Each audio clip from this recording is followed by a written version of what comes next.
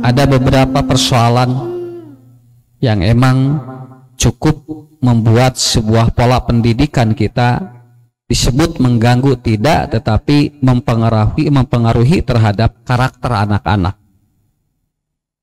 Kenapa? Karena belajar itu menurut Umar bin Khattab adalah transfer of character, bukan transfer of knowledge. Kalau sekedar untuk memberikan ataupun mendapatkan sebuah pengetahuan, adik-adik tinggal buka di Google, sebetulnya sudah ada, mau materi apapun sudah ada. Tetapi ternyata kekuatan IT itu ternyata tidak sehebat kekuatan ketika bertemu dengan seorang guru. Makanya pada kesempatan nanti yang akan datang, tetap proyek-proyek intelijensi pemikir ataupun apa otak anak itu juga dipengaruhi bagaimana kita bertemu dengan teman-teman. Coba kan edaknya kalau kita bertemu dengan teman ya, yang satu kelas, yang beda kelas, bertemu dengan guru, apalagi ada yang teman baru lagi, itu kan menstimulus ke otak. Semakin kita bisa memberikan sebuah refreshing otak yang baru. Kalau sekarang kan di rumah terus dina HP-nya.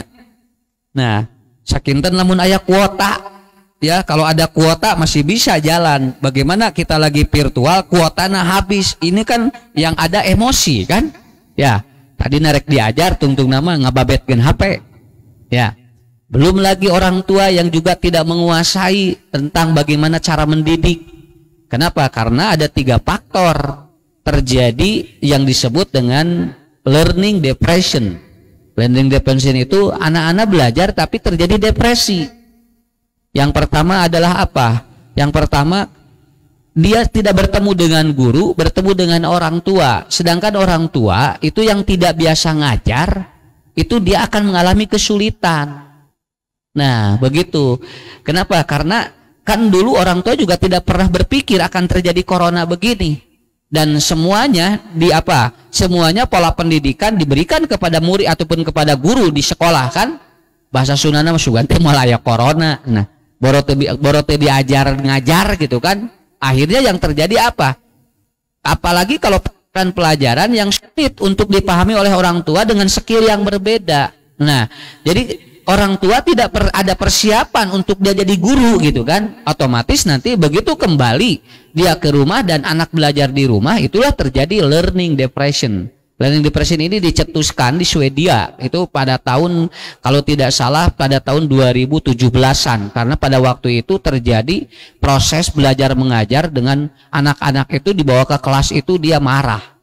Nah, kemudian dibawa keluar. Begitu belajar di luar dia jadi represi atau jadi jadi enak begitu kan. Itu disebut dengan outdoor kalau bahasa sekarang ya. Kayak yang biasanya indoor kemudian outdoor. Dan kemudian itu gejalanya yang pertama itu. Kemudian yang kedua, gejalanya ketika learning depression ini yang kedua adalah apa? Yang kedua, proses belajar mengajar itu tidak bisa lepas dari seseorang itu betul-betul paham. Contoh ya, contoh. Nanti adik-adik di rumah kan biasanya dibimbing guru, sekarang dibimbing orang tua. Nah, orang tua itu bukan guru gitu kan. Nah, begitu dia bukan guru itu kan merasanya bukan guru. Akhirnya apa? Terjadilah learning depression kembali. Jadi orang tua tidak pandai. Kenapa? Kan neng ge nya lamun uih ka bumi da lain gurunya. Mamah teh nya mamah we gitu kan, tempat minta jajan gitu kan ya. Kemudian bapak juga sama. Jadi akhirnya apa? Maka terjadilah proses yang si anak ketika belajar terjadilah depresi lagi, begitu kan. Dan yang paling pokoklah apa? Figur otoritas. Nah, figur otoritas ini sangat mempengaruhi sekali dalam proses belajar mengajar. Contoh, kadang orang tua nyuruh kita nggak pernah menggubris, tapi begitu ditelepon sama guru kita lebih cepat, begitu kan? Itu artinya figur otoritas. Nah, sebagai orang tua juga harus menjadi satu ya. Ini prolog dulu dari Ustadz ya, supaya nanti yang belajar di rumah yang sekarang lagi virtual juga disampaikan kepada yang ibu-ibu, bapak, ya bunda semuanya, dari orang tua siswa-siswi di SMK Bakti Kencana ini adalah apa? Satu, harus menjadi sosok guru. Jadi harus sebagai belajar. Jadi dia harus biasa maca buku, ya. Jangan haben we ngerumpi gitu kan ya. Harus biasa baca buku, biasa ini supaya nanti anak punya energi yang sama. Kemudian yang kedua, orang tua juga harus menjadi sosok atau selain pembelajar, dia harus menjadi sosok teman dengan anak-anaknya. Jadi supaya nanti anak-anak belajar di rumah tidak canggung, ya.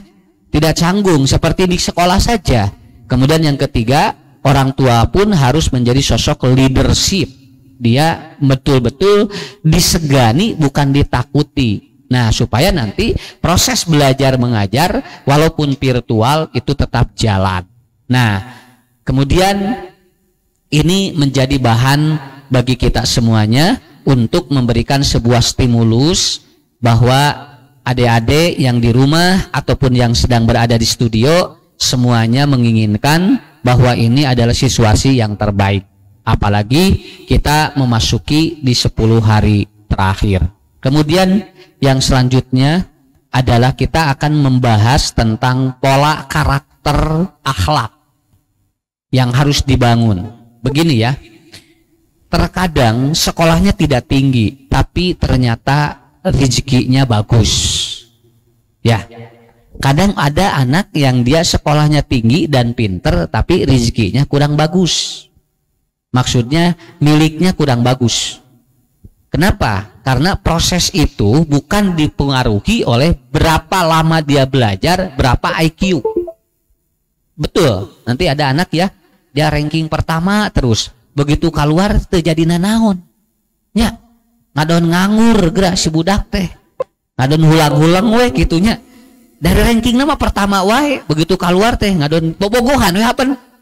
Ya, dia tidak diterima di perusahaan ini, tidak diterima di perusahaan ini, tidak diterima di apa, diterima di lembaga apa, padahal dia ranking wae itu. Dia tiap kelas dari mulai kelas 1, kelas 2, kelas 3 selalu ranking. Dan begitu keluar ternyata dia mau kuliah pun tidak diterima di universitas yang bonafit, di universitas yang bukan excellent. Dia mau belajar, mau bekerja di perusahaan apa atau di apotek atau di mana juga tidak diterima. Nanti akan dibongkar ini kenapa ada yang seperti itu. Malahan ada yang di kelas ranking nate bocot wae. Ya, murid 30 eta mah 28 ranking teh nya. Ya, murid 28, 27 gitu murid eta teh. Tapi ternyata dia ketika dia itu belajar atau ketika dia lulus ternyata dia diterima. Dia diterima di perusahaan ini, malahan ada perusahaan yang nawarin lagi, malah dia udah diterima di sini ditawarin oleh perusahaan lain. Dan ketika dia dilanjutkan sekolah, dia mudah diterima di lembaga pendidikan. Berarti ada apa? Ya, nanti Ustaz jelaskan. 90% itu adalah anak akan sukses bukan dari hard skill. Bukan. Karena hard skill itu kan IQ, ya. Pintar, tidak pintar, itu hard. Tetapi ternyata 90% kesuksesan anak dalam belajar ada dari soft skill dia. Apa soft skill itu? Komunikasi. Komunikasi yang harus bagus. Pinter ge ari teu bisa mengkomunikasikan itu nggak akan jadi. Kenapa? Teman-teman ustadz juga yang pinter-pinter, ada yang tidak bisa sampai dia jadi ngustadan karena tidak bagus komunikasinya. Dan komunikasi ini dibangun oleh dua. Satu, ada yang disebut dengan shape komunikasi, bagaimana dia mengkomunikasikan dengan dirinya. Ada yang externality komunikasi. Nah, itu harus dipahami dulu. Sekali lagi, kesuksesan anak belajar itu dipengaruhi oleh soft skill. Hard skill itu hanya 10%. Hanya 10%. Contoh, kalau adik-adik mengandalkan ranking itu enggak itu apa 10% kekuatannya. Tapi kalau adik-adik mengandalkan komunikasi yang hebat, luar biasa 90%. Apalagi kalau begini, adik semua pinter kemudian komunikasinya hebat, babari eta mah sok geraknya jadi naon wage babari keur mah belet teu bisa komunikasi atau saya eta mah mengalir eta mah mengalirna ka mana ka kolomeran. Ya, bukan kenapa? Karena jangan berpikir, jangan berbicara seperti ini. Oh, sana kita mah mengalir aja ya, sana seperti air. Iya, kalau ngalirnya ke laut mungkin bisa lain. Kalau ngalirnya ke kolomeran sok nggak akan jadi apa-apa. Makanya di sini yang harus dibangun. Yang harus dibangun itu dua. Jadi harus dibangun itu. Selain kita, karena apa? Karena hard skill, kemampuan otak itu sebetulnya bisa berubah. Dari mana? Itu bisa berubah dari belajar, asal jangan malas. Tapi kalau soft skill itu kalau tidak di-upgrading oleh kita, itu sangat sulit sekali. Sangat sulit sekali. Contoh, ada tukang tahu tapi tidak bisa ngomong. Minimal pakai apa supaya laku? Ditulis di itunya, tahu, begitu kan. Ini mah nggak ada tulisan, nggak ngomong kan, akhirnya siapa yang mau beli? Yang nggak akan yang beli. Lalu orang berpikir itu sieun dagang orangnya. Padahal dia dagang tahu, tapi begitu dia tidak ada tulisan, maka dia akan ngomong. Ngomongnya gimana? Tahu. Nah, itu namanya soft skill yang itu. Itu namanya soft skill. Kenapa? Karena soft skill ini masuk ke dunia marketable, marketing kita. Kita juga punya contoh, kita punya potensi. Kalau marketingnya tidak ada, itu nggak akan diketahui oleh orang lain. Padahal mungkin semua siswa ini memiliki kemampuan yang luar biasa, potensi yang luar biasa. Tapi ternyata marketable-nya tidak ada, akhirnya tidak laku. Begitu. Jadi pinter ngan teu payu. Kasep tapi teu payu.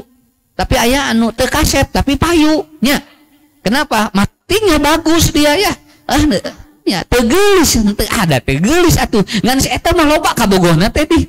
Kunaon istilahnya sakit teu kasep tapi kabogohna loba. Berarti dia marketnya bagus. Kan aya nu geulis, aya nu kasep tapi teu payu, mubazir kan? Nah, begitu. Jadi kuncinya di mana? Di soft skill sebetulnya, di soft skill. Kenapa pemilik FB itu dimasuk kepada orang yang paling kaya sedunia? Ya. Dia kan punya apa? Dia punya yang memiliki akun Facebook itu kan terkaya itu. Dan sampai masuk ke negara ataupun orang terkaya nomor sedunia. Dari mana? Marketnya. Padahal dia pendiam. Cuman dia bisa apa? Dia bisa marketingnya bagus. Akhirnya FB digunakan oleh semua di dunia. Pertemanan yang tidak bisa pernah kita tahu ya. Ternyata kita berteman dengan orang-orang yang satu komunitas cingkumaha ngaturna. Dalirnya. Coba kita kalau berteman dengan FB itu tuh satu jalan, we. Ya, lamun grup dangdut itu kalau luarnya teh dangdutan gitu kan ya.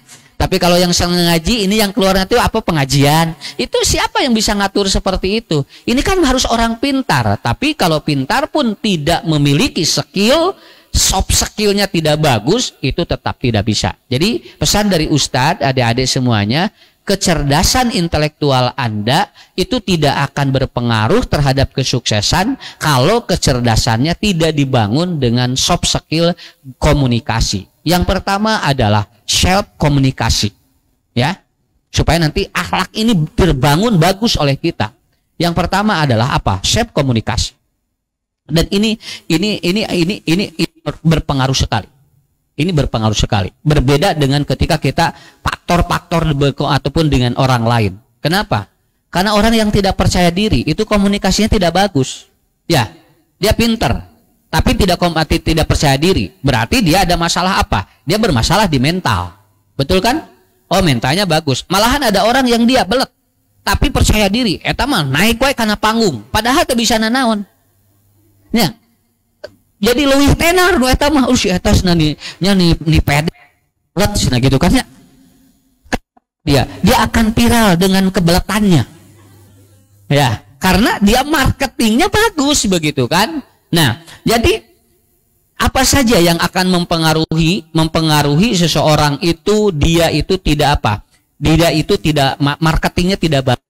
Apa saja yang mempengaruhi sharp kita? Yang pertama adalah apa? Orang ini tidak ada kemauan. Kalau orang tidak ada kemauan, maka dia tidak akan berkembang. Makanya kita harus ada kemauan. Minimal contoh, kalau sudah tamat di sini, kita mau bekerja di apotek atau kita mau bekerja atau mau kuliah, itu harus ada catatan dalam kehidupan kita. Tapi kalau tidak ada, maka itu cenderung begini. Ya udahlah, yang penting saya mah udah tamat sekolah, Udah tamat sekolah karena ngikutin dari orang tua, nu penting mah tamat we, tetapi dia tidak akan ada perubahan karena dia tidak memiliki kemauan. Harus ada kemauan, catat kemauan itu. Kalau tidak dicatat, itu akan menjadi persoalan, ya. Contoh, ustadz dulu kan begitu sama. Begitu beres pesantren, mau jadi apa? Mau jadi ustadz. Harus begitu. Ada teman juga, mau jadi apa? Mau jadi pedagang. Jadi itu. Kenapa? Karena innamal a'malu bin niat. Setiap sesuatu akan terjadi kalau kita punya niat. Ada yang hadir di sini dan yang di rumah, insya Allah akan jadi manusia yang sukses. Pertama ada kemauan. Kira-kira jadi mau apa? Ya. Kemudian yang kedua, apa syarat komunikasi? Yang kedua adalah integrity. Apa? Kita memiliki integritas. Integritas itu artinya apa? Dia memiliki rasa tanggung jawab yang lebih terhadap dirinya. Bahwa saya ini diciptakan oleh Allah untuk menjadi manusia bermanfaat. Ya. Ulah ke rumah manfaatnya ke batur ke sorangan gitu manfaat. Kalau bahasa Ustadz begini aja. Atuh mani imam mani tara gerak. Mani nggak pernah, nyikat gigi nggak pernah. Jangankan bermanfaat orang lain, dengan untuk dirinya sendiri dia tidak bermanfaat. Kenapa? Karena dia harus memiliki integritas. Integritasnya harus bagus. Contoh ya, datang jam 7. Integritas yang bagus, dia jam 7 kurang udah ada di sekolah. Itu integritas. Seperti ini, ada kemungkinan dia itu akan selalu semangat hidupnya. Kemudian yang ketiga adalah dia itu memiliki trust. Harus ada trust dalam dirinya. Apa trust itu? Dipercaya oleh orang lain. Neng ya, contoh, bisa apa nanti hasil sekolah dari sini? Walaupun sedikit tapi orang percaya. Minimal apa? Kalau ada orang yang nanyain resep, tahu. Neng ari resep naon? Duka atuh cenah ieu mah. Siga nyeri huntu cenah. Ya. Aya nu nanyakeun di, "Neng, ieu resep naon?" Nyeri waos na Ibu. Hampir kabehana namanya atuh penyakit nyeri huntu kabehana nanya. Kan tidak mungkin semua resepnya ini mah buat sakit gigi Bu, ini buat sakit gigi. Seperti orang nanyai, kenapa Bu sakit apa? Neng udah tahu ya, udah belajar dari sana. Iya, berapa tahun? 3 tahun. Oh atuh lumayan ilmunya, alhamdulillah Bu. Coba kalau sakit pinggang apa obatnya? Paracetamol. Lalu ada orang yang nanya lagi, kalau sakit gigi paracetamol, kalau sakit kepala paracetamol. Hampir kabehana penyakit paracetamolnya. Berarti kita harus memiliki trust. Trust itu apa? Kepercayaan bahwa ilmu yang dimiliki oleh kita, orang lain percaya pada kita. SMK ini melahirkan anak-anak yang dipercayai oleh orang lain. Kenapa? Karena dia baru lulus SMK saja, orang sudah percaya punya keahlian. Begitu kan? Itu hard skill, tapi tetap bisa nggak mengkomunikasikannya. Makanya ini yang poin-poin Ustadz sampaikan harus dicatat sebagai apa? Sebagai siklus untuk memotivasi agar kita betul menjadi orang. Terus jantan jelema mah di piwarang ku saha wae gampil rezekina ge nya. Oyong gaduh ieu gampil. Naon margina? Karena apa sebabnya? Karena kita udah dipercaya orang. Jadi ingat-ingat, yang pertama apa tadi? Ada kemauan. Yang kedua ada integrity. Yang ketiga adalah apa? Ada trust, dipercaya oleh orang tentang keilmuan kita. Yang keempat adalah apa? Selalu belajar. Awas jangan berhenti belajar. Kalau ingin berkomunikasi bagus, jangan berhenti belajar. Pernah Ustadz ngisi acara dengan orang yang dia selama usia 17 tahun tidak mau berbicara, tidak sanggup dia ngomong dengan orang lain. Pemalu luar biasa, di-upgrade dia belajar. Sekarang dia menjadi apa? Sekarang menjadi pembicara. Sekarang dia menjadi host di mana-mana. Setiap dia mau jadi host dibayar. Padahal dulunya dia pemalu. Dari mulai SD dia pemalu. Dia tidak mau belajar atau tidak mau apa? Tidak mau dia itu ngomong dengan orang lain. Pemalu banget. Sekarang jadi host dia. Dibayarnya mahal itu. Ya. Kenapa? Karena dia terus belajar. Terus belajar ya. Kemudian yang kelima, betul 5 ya? Yang kelima adalah apa? Selain kita terus ada semangat belajar, yang kelima, performance kita harus sesuai dengan kemampuan kita. Jangan dipaksain, jangan ingin sama dengan orang lain. Biarkan saja. Kalau dia pingin begitu, kita mah beda. Kenapa? Jangan seperti, oh saya nurutan Ustadz ieu cenah payu, entong. Orang harus jadi dari diri sendiri, jangan jadi orang lain, ya. Ini kalau ke teman kita ini itu apa dia kelebihannya ini, kita apa kelebihannya? Tidak perlu harus sama. Yang penting itu akan maju buat kita semua. Itu akan memperbaiki akhlak kita. Akhlakul karimah itu dipengaruhi oleh skill kita. Kita punya skill nggak? Mohon maaf ya. Kalau sekarang banyak anak-anak berandalan di pinggir-pinggir jalan, dia tidak jelas hidupnya karena dia tidak menjaga skill dia. Tapi kalau adik-adik semua menjaga skill dirinya, itu akan jadi manusia yang hebat. Ya. Dan terakhir apa? Libatkan Tuhan dalam sebagai aspek apapun. Jangan pernah berhenti berdoa. Karena berdoa, karena ibadah, ini adalah bagian dari apa? Ini adalah bagian dari sesuatu yang kita tidak tahu. Contoh, ada orang yang sudah sakit, kata dokter dia akan diponis tidak mungkin hidup, tetapi dengan doa dia ternyata dia jadi segar. Adik-adik juga sama, otak kita tidak ada yang mampu karena yang digerakkan Allah. Coba kalau sama Allah dipikunkan, gak bisa apa-apa kan? Walaupun dia pinter, walaupun dia profesor, walaupun dia dokter, ku Allah tadi jedut di seetik, langsung dia lupa ilmunya. Kenapa? Mudah. Makanya yang terakhir, bangun dan jangan lepas dari Tuhan. Adik-adik, lihat aja yang sholatnya nggak pernah meninggalkan, ya. Kemudian yang sering berdoa, oh itu biasanya bagus hidupnya. Jangan melihat orang begini, oh itu kita sholat sena geningan, sena payu, nggak apa-apa, biarin aja. Kenapa? Satu waktu juga dia akan terasa bagaimana. 6 poin inilah yang disebut dengan the miracle self communication. Ya, komunikasi diri kita.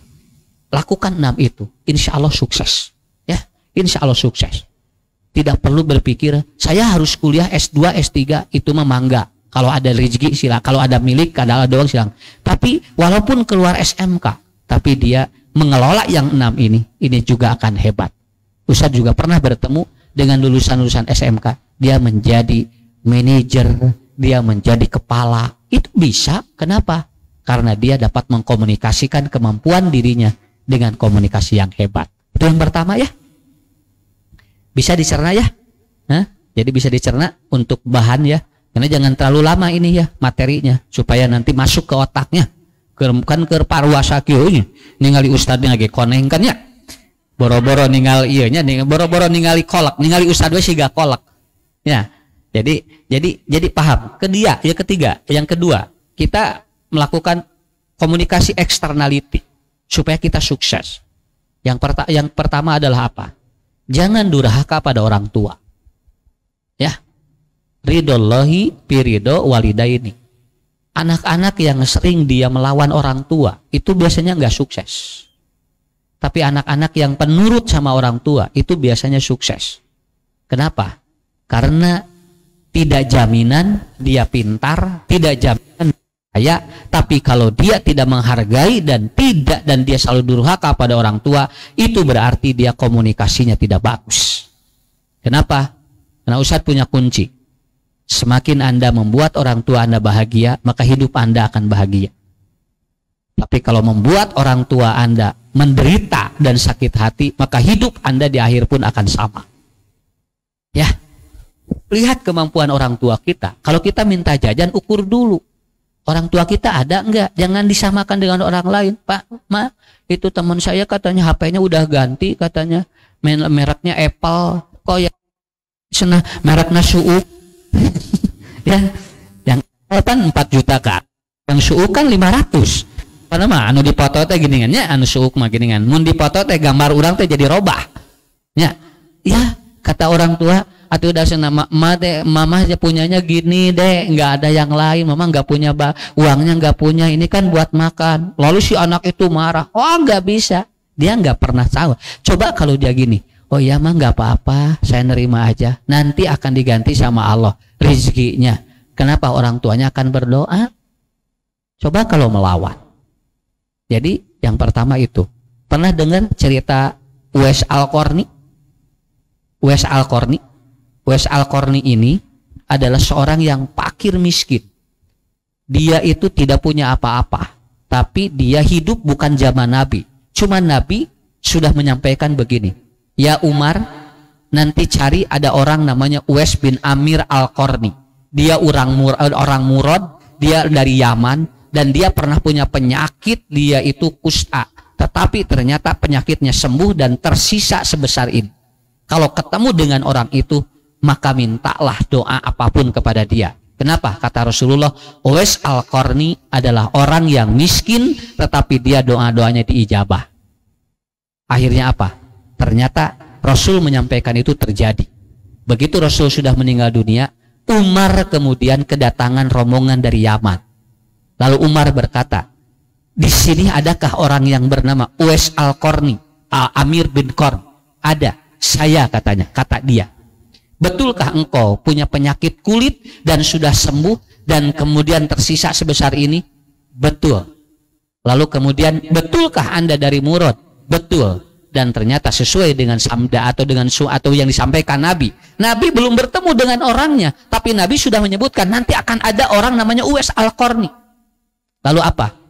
Apa kelebihanmu, katanya? Apa kelebihanmu sehingga engkau menjadi, kata Rasulullah, kalau engkau meminta doa, doakan. Padahal Umar ini orang kaya. Umar ini triliunan hartanya, tapi buat minta apa, doa apa kepada dia? Lalu dia bertemu dengan Uwais, lalu kemudian dipeluk. Betul bahwa engkau apa yang disampaikan oleh Rasulullah. Dan Uwais berkata, betulkah, kata Rasulullah, bahwa doa-doamu diijabah karena engkau adalah orang yang paling berbakti kepada orang tuamu, kepada ibumu? Beliau menjawab, betul. Jadi dia punya ibu satu-satunya, ya, punya ibu satu-satunya, tetapi dia kalau ibunya mau apapun, dia itu paling sigap. Sampai dalam sebuah riwayat, ibunya mau minum pun dia yang sodorin. Saking dia baktinya. Kata Rasulullah, orang yang dia berbakti sama ibunya, itu akan doa-doanya diijabah. Akhirnya Umar minta doa sama beliau. Hah? Ya, paham ya? Jadi masih ada ibu, masih ada ayah, berbuat baiklah pada mereka ya, supaya antum semua, adik-adik semua nanti menjadi orang sukses. Luar biasa. Peluk setiap hari. Kalau bisa doakan mereka. Mama yang sehat ya, panjang usia ya, doain aku juga. Kalau ibu kita doain langsung ke kita, ya dek, didoain sama mama ya, kamu sukses, kamu jadi orang besar. Itu jadi. Itu jadi. Kenapa? Karena itu cara komunikasi untuk kita sukses. Jangan durhaka pada orang.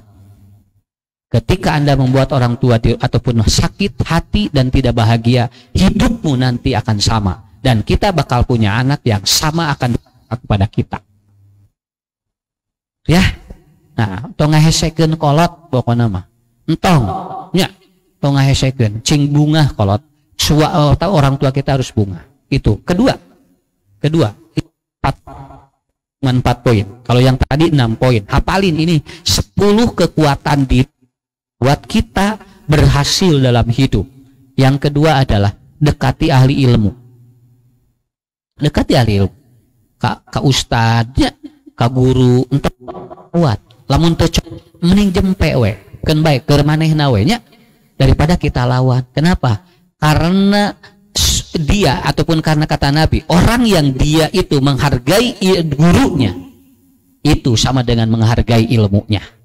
Nanti ketika adik-adik jadi guru, nanti murid-murid itu nggak seneng kalau kita juga tidak menghargai, dan kita akan dihargai oleh murid kita. Dekati guru kita.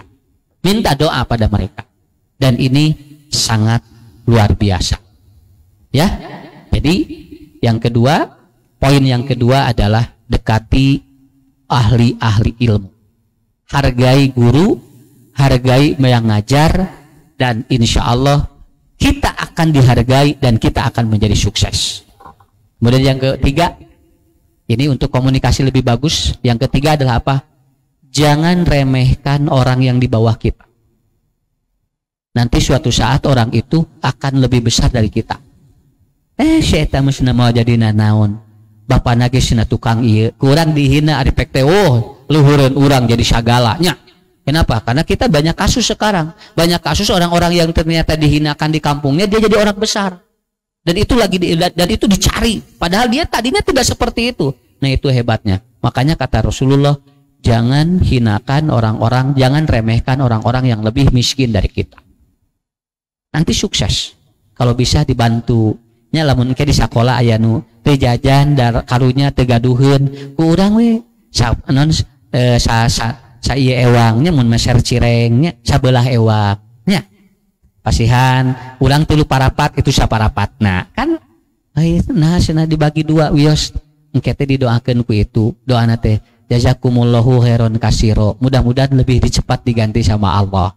Dan yang terakhir adalah kita harus berbuat baik pada anak yatim. Kalau ada yang yatim di kelas ya bisa kasih, kenapa? Doanya diijabah. 4 orang yang doanya diijabah ya. 1 orang tua, terutama ibu. Yang kedua guru yang mencintai kita. Yang ketiga orang miskin yang kita tidak remehkan. Dan yang keempat orang yatim, anak yatim yang dia hidupnya didoakan orang lain. Itu bangun. Yang 6 tadi pegang, yang 4 pegang. Nanti itu akan menjadi sebuah power. Dan antum semuanya yang hadir di tempat ini, di studio dan yang di rumah, nanti akan menjadi manusia-manusia hebat. Nah, itu saja bakal dari saja. Jadi akhlakul karimah itu dipagari dengan 10 poin. Syarat yang pertama adalah syarat komunikasi, yang kedua externality komunikasinya kemana kita bangun itu semua. Insya Allah nanti apa yang Ustadz sampaikan pada hari ini ya tanggal 3 ini akan menjadi saksi semua yang mendengarkan dan melihat acara ini. Kalaupun dia menjalankan apa yang sudah disampaikan oleh Ustadz, nanti dia akan ingat pernah disampaikan oleh Ustadz Ucu bahwa ternyata saya sukses, saya berhasil menjadi orang karena mengikuti trik-trik yang tadi. Saya kira itu aja dulu ya. Kemudian insya Allah mudah-mudahan kita dapat bertemu kembali dan bersua kembali.